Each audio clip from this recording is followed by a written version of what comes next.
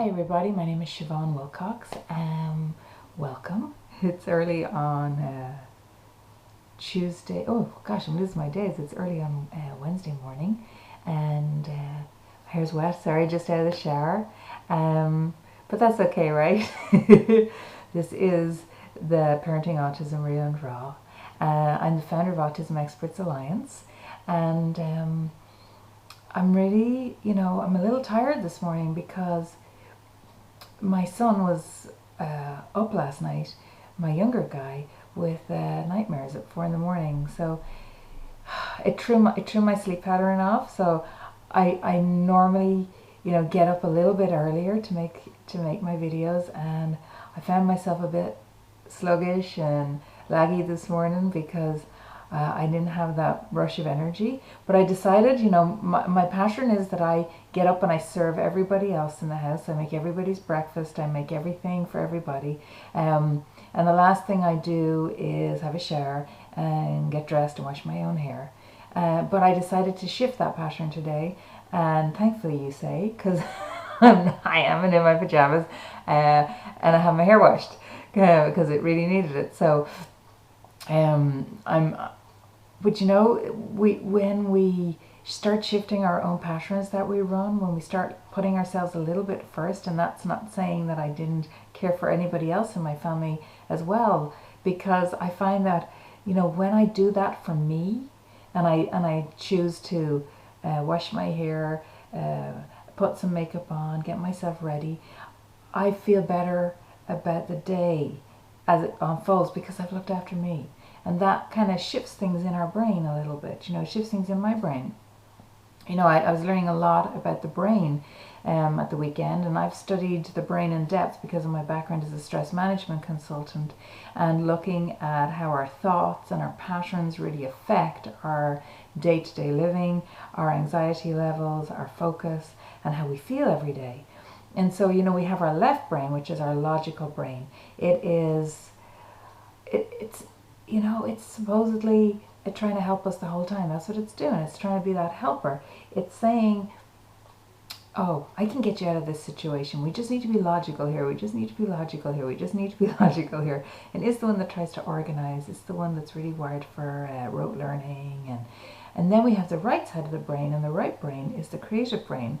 It's the non-logical part. It's the part that wants to go with the flow, man. I always think it's the hippie brain, right? So the right brain is our hippie brain, and the left brain is the non-hippie brain. It's the much more accountant, analytical, methodical brain. So if when we find ourselves, not being in our own flow, not being in, not putting ourselves in any way at the front of the line to look after ourselves. The logical brain is the one that's running that. The logical brain is the one that's saying, well, it makes much more sense now if we get all the lunches made. It makes much more sense now if we get all the breakfast put in together. It makes much more sense if we actually put on 2 washes, fold the laundry, walk the dog, wash the floor, before we actually look after ourselves, because that just makes much more sense. Well, the creative brain is going, hey man, what about us? I think we could do with a shower this morning. I think we could be nice to put some makeup on. And so I decided, to get up a little earlier so I could do that for myself. So I normally would get up at 7, and instead I got up at 6:30 this morning so I could have that extra time to have that shower, to put my makeup on. I haven't got to dry the hair yet, but that's okay.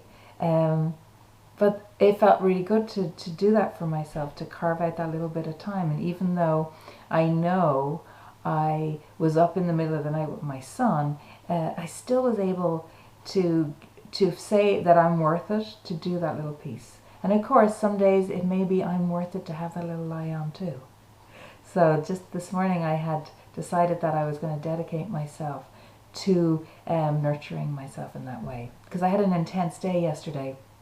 I had to, my youngest son, we were trying to get him IEP services, occupational therapy services through his school, and that was a 2.5 hour, it was even longer, it ran over, meeting with all the therapists, the principal, his teacher. So that was quite intense. You're sitting there, it's an intense situation. hearing all this data about your son, all this testing about your son that's been done. You're trying to put puzzle pieces together and figure pieces out. And then I went from that into getting through some of my own work in my day. I'm writing a book for self-care for parents, so I was working on my book. And then I went to a meeting at the regional centre, which support families of parents or children with autism. And I needed to go to a behavioural intake meeting there for an hour, in a room with lots of people again, all asking questions about their children and trying to get services for their children. And you know, we take it, like, that's the one thing I've noticed when I speak to any other parent who are parenting a child on the spectrum or any special needs child, that they spend a lot of time sitting in offices, attending meetings, talking to therapists, and much more so than anybody else that I know that is just parenting a regular, in inverted commas, non-special needs child. You know,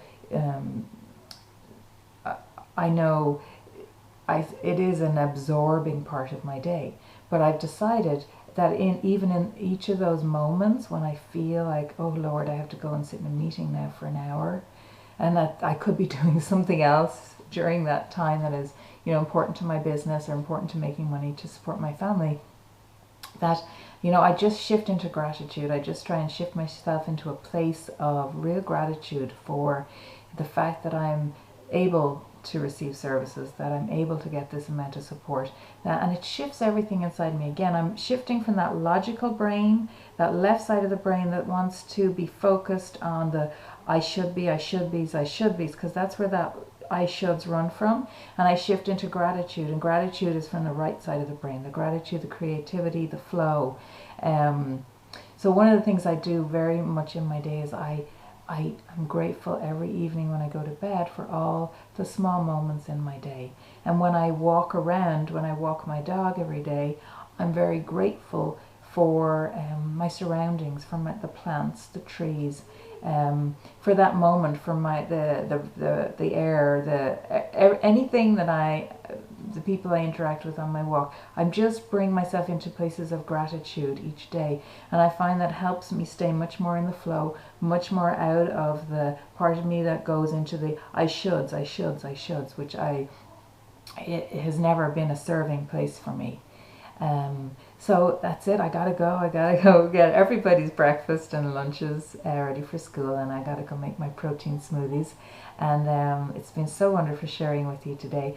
I would really love your comments, your feedback, and what you do in your day to stay in flow, if there's any pieces in your day you're aware of that you stay in gratitude. It would be really super to get all that feedback from you, because I think together we can create support for each other. You know, it's not just about one person's insights, but as a collective of parents, we have so much incredible information to share, and I'd love you to start sharing it here.